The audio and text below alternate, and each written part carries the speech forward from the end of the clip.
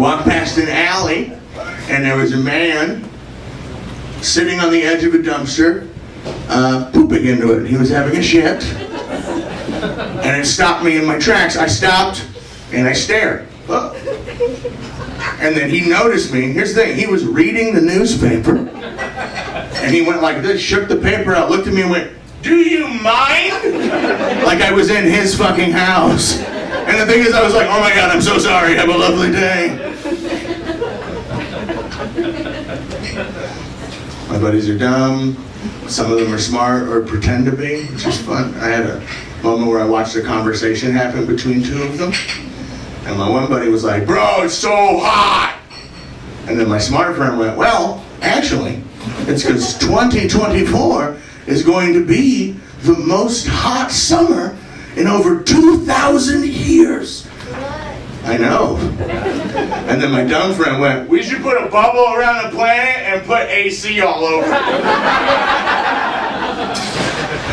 And then my other friend went, "Well, if we did that, the sun would heat that air faster than we could cool it, and it would make the world hotter." And then my other buddy went, "We should nuke the sun." And then my other buddy went, "Well, actually the sun has solar flares, and every day they'll happen, and that actually has more power than the entire nuclear arsenal of our planet." And then my buddy went, "Then we should nuke the moon."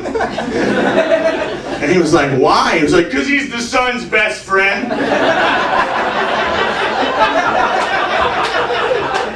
I'm like, I love my life. I'm so fucking happy. You can't have that happen. It's perfect. I was watching a friend's dog, and I'm not a dog person really. A little elderly Yorkie. And I took the dog for a walk, and I'm staying at their apartment. I forgot the poop bag, gang. I know. Capital punishment in Los Angeles. Don't tell anybody. They'll come in and get me right now. Here's the thing. I'm like, little dog, old dog, it's going to be fine. It wasn't fine. This dog was waiting for this moment. Dog took a shit the size of itself.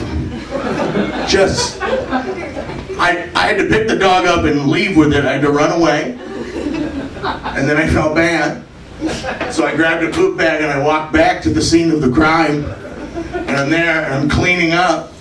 And as I'm cleaning, I look up and there's another man watching me with his dog. And you can't be like, "There was a dog before." That raises more questions. So I was just like, "I like shit." It's not my neighborhood. I don't give a fuck. I don't live there. This guy can think I like shit. It doesn't change my life. My girl's the best. She's very quiet. Very quiet. And then, but when she drinks, she talks more. And we were having fun. She gets a little aggressive sometimes, but we were having a good time. We were at a hibachi restaurant, one of those nice ones where they cook in front of you and shit. And we were drinking beer and sake, and the chef came out, and he was taking the orders, and he got to me, and I was like, "I'll have this," and then my girl was like, "No, babe, let's do the big thing, and we'll split it. It'll be awesome." I said, "That sounds awesome. We're gonna do that." And then the chef went, "Well, now I see who wears the pants in this relationship." And then my girlfriend went, "What the fuck did you just say?" I was like, "No, baby, he was just trying to make a joke." She was like, "Shut your pretty mouth, bitch." I think our Japanese friend can speak for himself.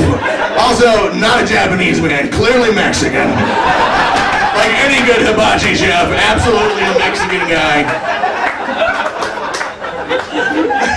And he was like, "Oh my God, I'm so sorry. I did not mean to offend you. I'll get you guys another round of beer and a carafe of sake on me." And then my girlfriend went, "Well, now it seems that I wear the pants in two relationships." And she high-fived the lady sitting next to us. It's the best meal I've ever eaten. Just a Mexican gentleman pretending to be Japanese checking in with my girlfriend while he's making hibachi. He's like, you want me to turn the onions into a volcano? She's like, yeah. Konnichiwa. I bought that new NCAA football video game. Anybody else? NCAA, I see one white dude fucking go, yeah, you fucking better believe it. I have that fucking game. It's too much. It's taken over my life a little bit, and the problem is you make a character and then you play football as the character through their college career. So it's just really sad role playing at this point, and I'm too invested in it. But she sees me play it, and she'll be like, oh, maybe tonight you should sneak out of the dorms, have a couple of drinks, and we could fool around. And I'm like, not if I want to start this fucking weekend, you dumb bitch, there's no way. Coach would have my fucking ass. Are you trying to get my scholarship revoked right now? Are you out of your mind?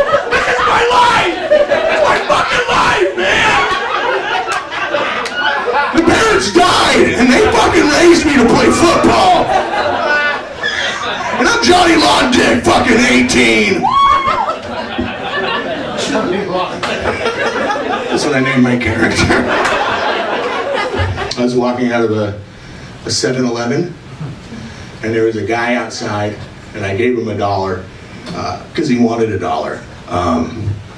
So much funnier if he didn't. Like the next time you're at the grocery store, just hand $1 to a random man. Just like pick a guy who doesn't look like he needs $1 and be like, hey man, I see you out here. You'll ruin his fucking month. He's like, I'm wearing a goddamn suit. Gave the guy $1, and then I noticed that there was a minivan full of a family backing out of a parking space. They had a 2-liter of Dr. Pepper on their roof. They're about to drive away without their Dr. Pepper, and I was like, I'm gonna help these people. So I took a step to be like, hey, you're Dr. Pepper. But there was an oil slick, and I slipped. And I fell down to one knee, like hard. Like I suddenly was praying, you know? And then they drove away. And then the man I gave $1 to came over, and he put his hand so gently on my shoulder and went, hey buddy, don't worry. They sell Dr. Pepper inside. This guy didn't think I was trying to help anybody. He just thinks every time I see a loose Dr. Pepper, I'm like, I fucking need it.